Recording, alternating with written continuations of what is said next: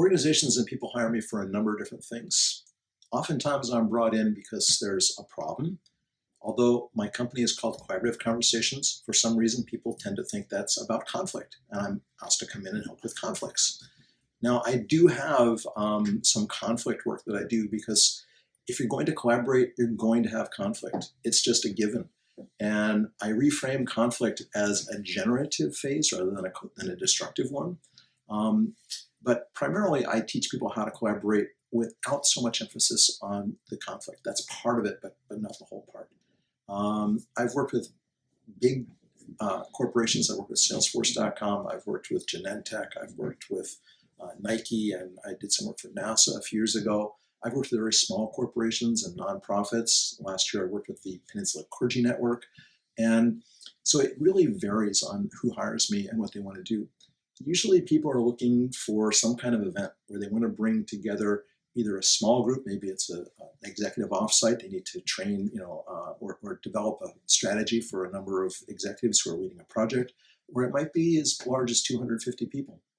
I did a project a few years ago with a company that wanted to introduce kind of a paid, not paid time off, but a paid time for your own work that benefits the company program.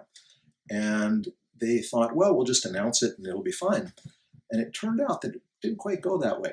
So we got 250 people in the room, had them all at tables of four, had paper on the tables and markers. This is something known as a World Cafe. And we said, okay, listen to the vice president present this thing.